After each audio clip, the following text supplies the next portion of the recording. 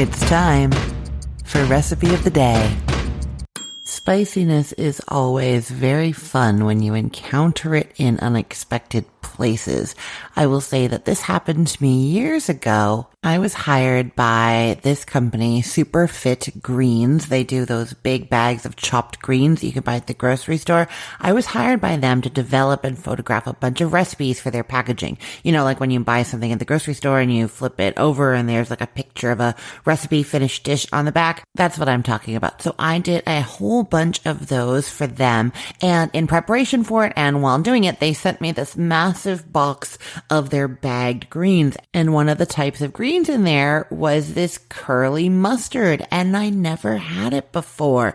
And so I started by tasting a little bit raw, and it had this really spicy flavor, like horseradishy hot mustard kind of flavor. And I was super excited, just like, oh my God, this is the best. Like I said, spiciness in unexpected places. We want that in our life, and we want that in our food, or at least I do. And then I cooked up those mustard greens really simply the first time just to try them, and that spiciness came through, and they became one of my favorite greens to cook when I spot them at the grocery store, which isn't all the time. They're not always there. When I spot them, I always buy them, and I have come up with the best way to cook them. They are simply sautéed, lots of garlic. They're actually fairly tender. They don't need a long cooking like a collard green kind of does. The leaves are more tender. The stems are more tender. It's more similar to like the Swiss chard and the beet greens that I've been telling you about. So I'm going to tell you how to cook them. First, what are mustard greens? In case you're wondering, it is true that they are from the mustard plant. So that is the same plant that produces the seeds that we use to make mustard. And if you've ever had like dried mustard powder, hot mustard, that is why that pepperiness is coming through in the greens, in the leaves themselves. The texture is more similar, like I said, to the Swiss chard, the beet greens, spinach, or like a baby kale. You're going to find them in the produce section of your grocery store. They're probably going to be already chopped up and sold in a big bag.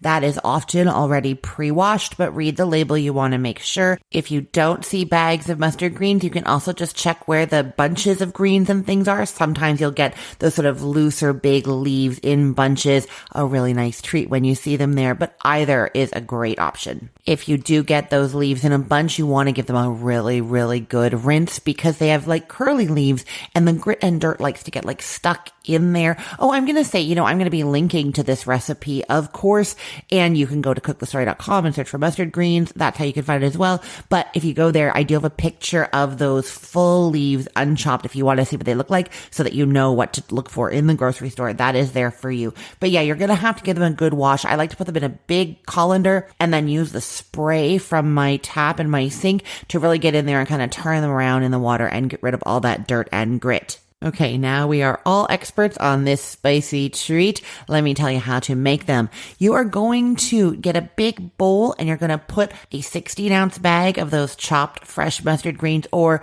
2 bunches that you've washed, dried with some paper towel and chopped into a big bowl, and you're going to add a tablespoon of oil to that. Cooking oil, olive oil, grapeseed oil, vegetable oil, whatever you like, avocado oil. You're going to sprinkle that on there and kind of toss it in, as well as some salt, a 1/4 teaspoon of salt. Now, why are we adding the oil to the bowl? It is because the greens are going to be going into the skillet a little bit at a time, kind of in like 2 batches, I guess. First some, and then you're adding more. And so that first bit is going to get some oil when you first put them in the pan that has some hot oil in it. But then when you add the second bit, it's not going to get that oil. So by adding it first and tossing it all around, we're making sure that that oil is going to be somewhat evenly distributed and will help to wilt all the leaves, not just the first batch that we add. Adding the salt at the beginning too helps it evenly distribute. So that's what we're doing there. Then you're going to get your big skillet out with another tablespoon of oil over medium heat. If you do not want to use another full tablespoon here, I totally get it. You could do 1 teaspoon of oil in this pan,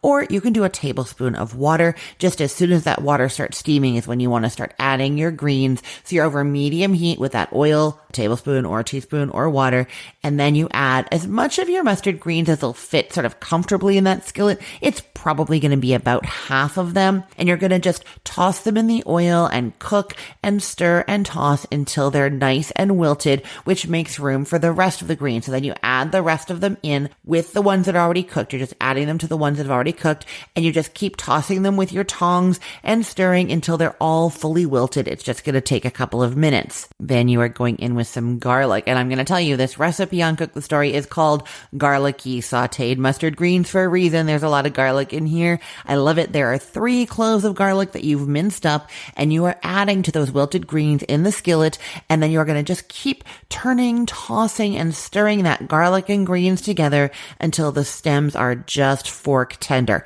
Stick a fork into a thicker bit of stem, and if it goes in somewhat easily, they are done. It's going to take about 3 or 4 more minutes, and then you can just serve them like that. Use the tongs to serve them to your plates, or you can add a little splash of red wine vinegar and a pinch or 2 of crushed red pepper flakes. The pepper really highlights those peppery, spicy notes in the greens, and then the vinegar kind of counters it a little bit. You know, like how we put like some lime on like spicy food from all kinds of different cuisines around the world. There's some citrus added to counter that spiciness. That's kind of what's going on here. They just work really well in counter of each other. Okay, I will put the link to this recipe in the show notes, or you can head to cookthestory.com/ROTD and get it there. And I want to remind you that if you like this recipe or any of the recipes from Cook the Story or from my other site, The Cookful, leaving a 5-star rating and a comment really helps my business out. It brings more traffic to the site because people see those star ratings on Google and they're more likely to click. All of that is really important to us over here, and it lets us know that you're making these recipes and enjoying them, which always makes my day. I'm Christine Pittman from cookthestory.com, thecookful.com, the all-new chicken cookbook, and from this podcast, Recipe of the Day. I hope you have a great day. Let's get cooking.